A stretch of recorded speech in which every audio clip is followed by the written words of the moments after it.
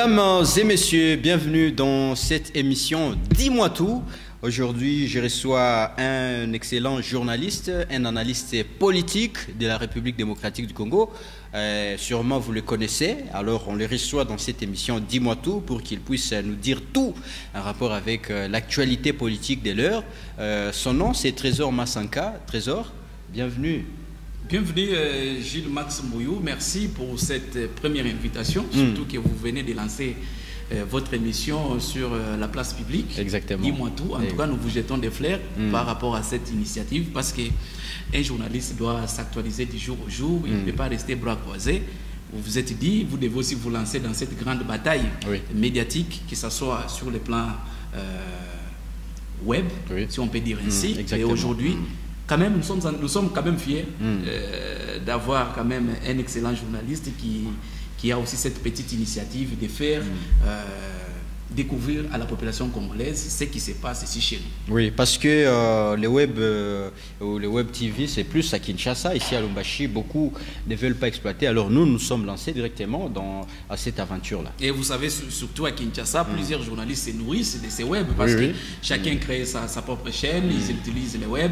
Et aujourd'hui, le web est en train de prendre de l'ascenseur par rapport à nos médias traditionnels. Ça pose encore un petit sérieux problème. Mais aujourd'hui, nous sommes quand même contents, mais il n'y a pas de différence entre les web, les papiers restent les mêmes, Exactement. La rédaction reste la même. Voilà, je rappelle que Trésor est journaliste et puis il est licencié en sciences de l'information et de la communication et option journalisme, donc c'est un journaliste tout fait, tout complet, hein. Donc c'est pas quelqu'un qui est tombé comme vous le dites, hein, cheveux tombés dans la soupe. Alors, d'abord cette petite question, Trésor, souvent hein, sur les réseaux sociaux, moi j'ai lu, on vous accuse d'être du côté du pouvoir de Félix Tshisekedi. Bon, cette petite question, cette question m'a été toujours posée maintes fois parce que vous savez bien mon parcours. Lorsque nous avions commencé avec vous quelque part, que nous sommes retrouvés encore ici, jadis nous combattions le pouvoir en place installé par Joseph Kabila Kabange. Cette fois-là, nous étions en train d'accompagner l'opposition parce que vous savez que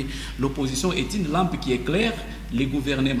Alors, vous voyez ces anciennes habitudes lorsque nous étions à l'époque avec Moïse Katumbi, avec Etienne Tshisekedi, Martin Fayulu Madidi, toute cette plateforme de l'opposition, nous, en tant que journalistes, prenions quand même position de ces gens. Sans oublier le fait Sonville Mukendi. Sonville Mukendi, paix à son âme, parce que nous avons lutté avec lui. Et aujourd'hui, le pouvoir a changé. Ce sont nos anciens amis que nous combattions à l'époque qui sont devenus opposants et aujourd'hui les opposants sont devenus au pouvoir. Voilà un peu, des fois des petites analyses viennent et les gens nous taxent toujours, vous êtes de l'obédience du pouvoir en place, vous êtes de ceci, cela, mais nous apportons au moins quand même des analyses qui sont des fois objectives. Voilà, alors on demande à ceux qui nous suivent que vous pouvez interagir avec nous en nous laissant juste un petit commentaire. Il y a même le numéro qui est affiché au bas de l'écran. Vous pouvez laisser un petit commentaire là-dessus. Alors Trésor, et un petit commentaire par rapport déjà au processus électoral en cours. Et Denis Kadima a été entériné et même l'ordonnance a été promulguée par le président Tshisekedi. Avant que nous puissions parler avec vous de ce communiqué de Moïse Katumbi, n'est-ce pas, qui vient de paraître il y a quelques heures seulement. Oui, en tout cas, j'ai suivi religieusement les processus de désignation des membres de la CENI parce qu'aujourd'hui, vous savez, ça fait au moins pratiquement 3 mois que les bureaux de l'Assemblée nationale avaient accordé plusieurs ultimatums aux confessions religieuses parce qu'on parle de la société civile, la sous-composante de la société civile qui est constituée par les confessions religieuses, lesquelles avaient pour mission de nous désigner le président de la CENI ainsi qu'un membre de la plénière. Alors, vous savez, ce processus a pris du temps. Ça a commencé d'abord à l'époque avec Ronsard Malonda, le processus qui a été biaisé selon les arguments des membres qui sont aujourd'hui au niveau de l'Union sacrée avec les autres opposants, les plateformes politiques. Ils ont dit que cette démarche n'était pas vraiment normale. Aujourd'hui, nous nous retrouvons dans le cas de Denis Kadima. Denis Kadima, si nous avons suivi la communication, soit cette annonce du président de la République devant la nation, je crois que c'était le week-end dernier, il a eu à démontrer comment, à l'époque de Ronsard Malonda, les processus n'avaient pas suivi son cours normal. Et aujourd'hui, avec Denis Kadima, il a eu à démontrer, mais beaucoup de gens sont estomaqués par rapport à cette sortie magistrale du président de la République, parce que nombreux d'entre toutes ces personnes, voulais-je dire, attendaient à ce que le chef de l'État congolais puisse prendre une décision selon laquelle de refuser de renvoyer aux confessions religieuses pour qu'il y ait consensus. Il a dit que, mais Gilles Max Mbouyou, lorsqu'on parle aujourd'hui du consensus, le consensus ne signifie pas l'unanimité, parce que si oui, confession religieuse, 6 ont déjà voté pour Denis Kadima. Et les CC et l'Église catholique ne sont pas pour Denis Kadima, parce que ces rétropédalages-là de l'Église catholique ainsi que de l'ECC, beaucoup de gens se demandent comment est-ce que ça y est, parce que celui qui est chargé des questions techniques au niveau de cette commission-là de confession religieuse, c'est l'abbé Donatien Cholet. Oui. Il y a eu plus de 50 candidatures, ils s'étaient retrouvés à 4, de 4 à 2, et ils ont trouvé que Denis Kadima était parmi les meilleurs candidats qui devaient nous organiser les élections en République démocratique du Congo. Mais nous ne comprenons pas, lorsque l'abbé Donatien Cholet a eu à démontrer pour dire qu'il y aurait certaines pressions qu'on infligerait aux confessions religieuses, il y avait même des appels, il y a eu même les problèmes d'argent, parce qu'il y a l'argent qui a, selon lui. Mais aussi, on accuse Denis d'être proche du président Tshisekedi. On pense que si on doit aller dans un match de football, vous avez un camp qui se réjouit déjà que l'arbitre est des nôtres, et l'arbitre est des nôtres, donc le processus est biaisé. Donc on accuse qu'il est proche de Félix. Nous savons, vous savez, même M. Gilles Max Mbouyou, même à l'époque de Ronsard Malonda n'était pas du tout pécheur. Vous savez, c'est toujours l'Église catholique, pas même l'Église catholique, ce sont les confessions religieuses qui ont sali la réputation de Ronsard Malonda. Si nous voulons entrer encore dedans, si on veut ouvrir cette petite paire de manches, l'Église catholique, comme avait déjà perdu la bataille au niveau des confessions religieuses, a mobilisé les médias pour salir Ronsard Malonda, si vous vous rappelez à l'époque. Et aujourd'hui, c'est toujours la même Église qui revient encore pour entamer cette démarche de diaboliser Denis Kadima. Parce que moi, je peux dire aujourd'hui, je ne suis pas là pour défendre Denis Kadima. On ne peut pas, ce que je voulais dire, on ne peut pas juger les maçons au pied du mur.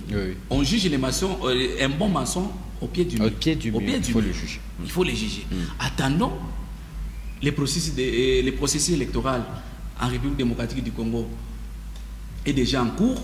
Attendons l'organisation des élections. Voyons comment est-ce que cette nouvelle équipe va se comporter par rapport à l'organisation des élections. On ne peut pas crier directement pour dire que Denis Kadima, une fois il est issu d'une province proche du président de la République, Félix-Antoine Tshisekedi Tshilombo, et automatiquement Félix Tshisekedi est déclaré vainqueur. Non, parce que, attention, parce que aujourd'hui on ne peut pas se taper...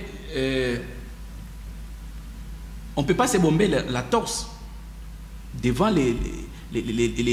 la population, surtout parce que nous sommes en train de voir du côté pouvoir. On dit, si Denis Kadima est là, nous avons déjà la CENI, pas ce qui se raconte. Mais sachez bien que l'ennemi du président de la République aujourd'hui, Gilles Max Mbouyou, c'est son bilan. Comment ça? On peut avoir Denis Kadima, on peut, parce que comme les gens disent... Comment ça, le bilan parce que comme les gens disent aujourd'hui que Denis Kadima, parce qu'il est... Le président Tshisekedi voyage pour notre bien quand même. Oui, il fait. Ça nous allons entamer encore. Les voyages, non? Nous allons entamer, parce que vous, il y a des gens aussi qui critiquent les voyages du président de la République à travers le monde. Nous allons en parler, peut-être si vous nous accordez encore le temps. Mais restons d'abord sous l'aspect de Denis Kadima. Ce que je réitère encore, Gilles Max Mbouyou, l'ennemi du président de la République, ça sera d'abord son bilan. Ce n'est ni Moïse Katumbi, ce n'est ni Martin Fayulu Madidi, moins encore Joseph Kabila Kabange. C'est son bilan, parce qu'avant qu'il n'accède au poste du président de la République, il avait beaucoup promis.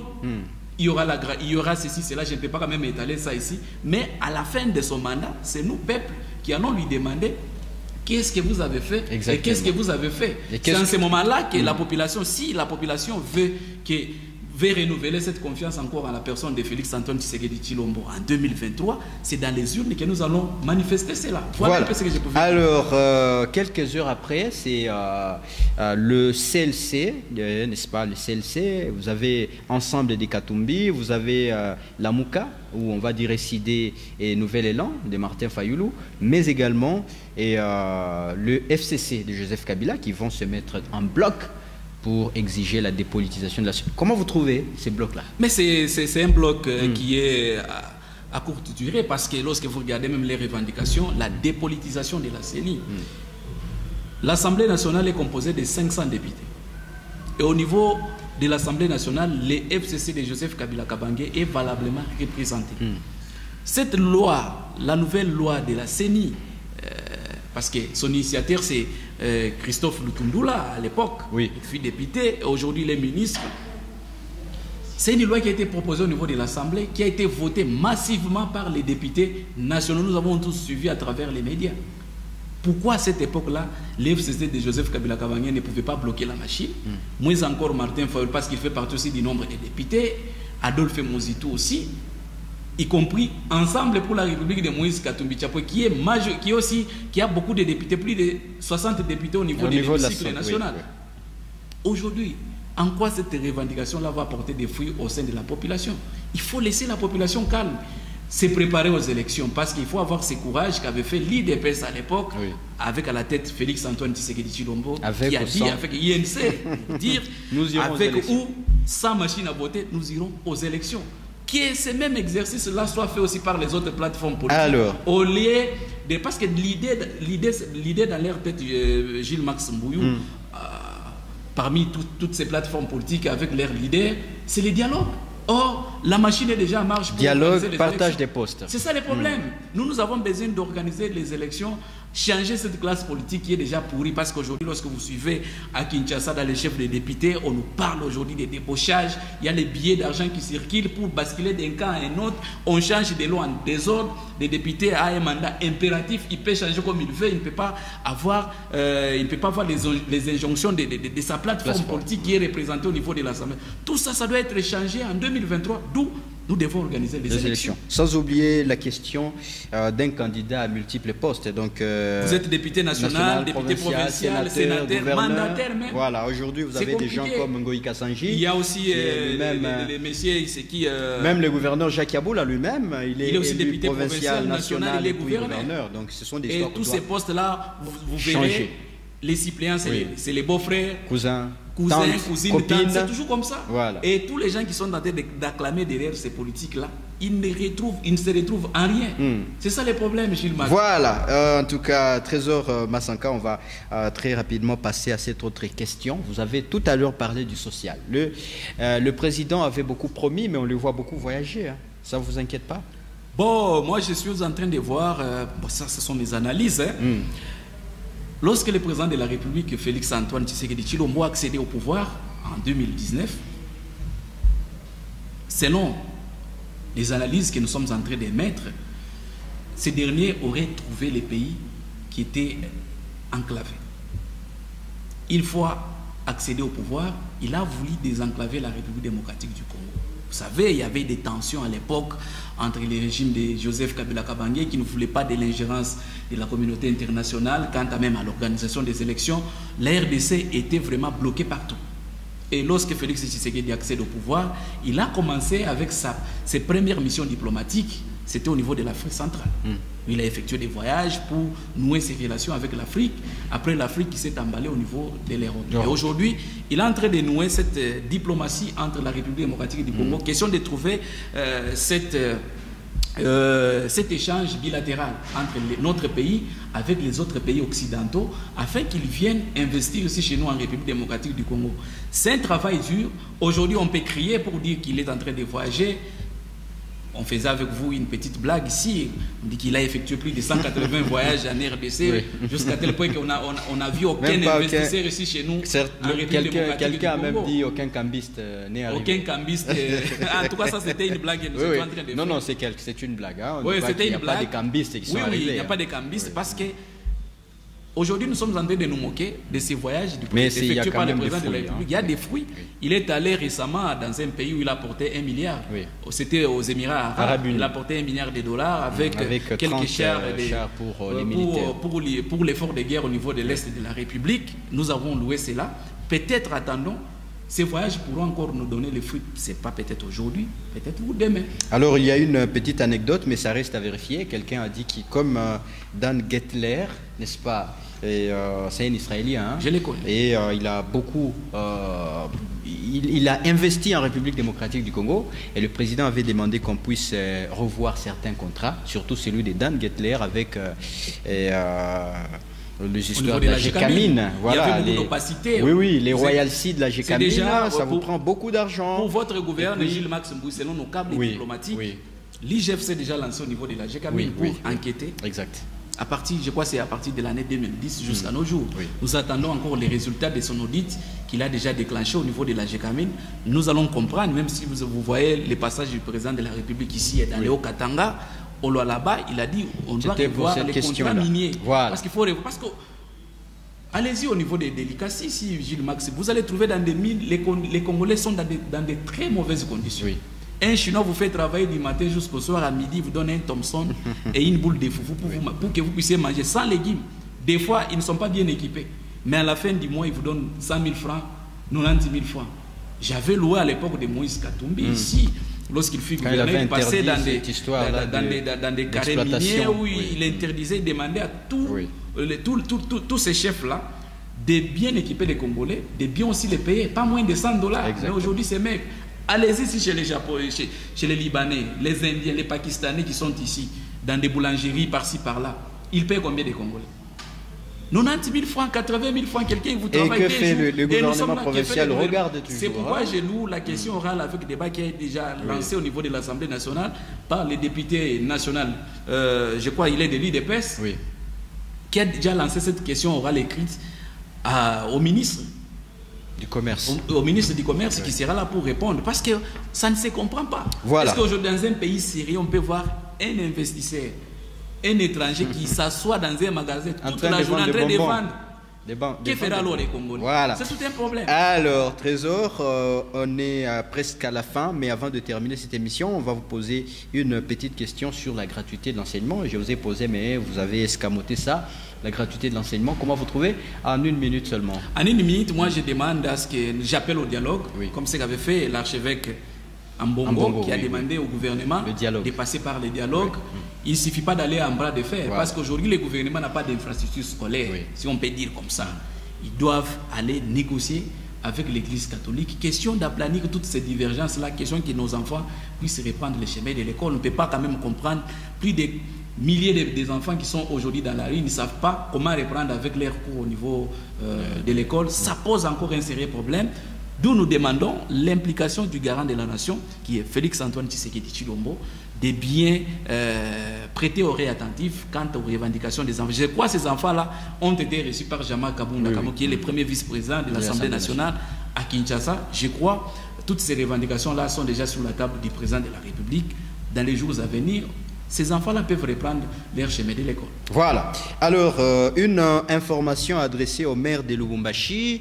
Et le maire, n'est-ce pas, en rapport avec l'espace vert à l'entrée de la ville de Lubumbashi, on vous a accusé d'avoir vendu ça. Et il y a l'homme de la société civile, Jeff Mbiya, qui a apporté même des preuves, n'est-ce pas, sur l'argent. Et le maire, lui, s'est défendu. Il a dit que le gouvernement ou l'Union européenne avait donné de l'argent. N'est-ce pas, avait donné de l'argent, près de 400 000 €. Et il y a son prédécesseur qui avait utilisé presque 250 000 €. C'est beaucoup d'argent. Voilà. En tout cas, cette question, la justice doit s'en occuper parce que nous devons avoir des éclaircissements. Parce que vous parlez du maire de la ville, Guinéen Robert Luba-Goulouma. C'est une inquiétude, Gilles Max. Vous avez suivi la question adressée par le député provincial Vital Sunzou au niveau de l'Assemblée provinciale. Il a dit qu'il y a les commandos qui exigeraient de l'argent chaque soir aux personnes dans des boutiques. Oui, c'est vrai.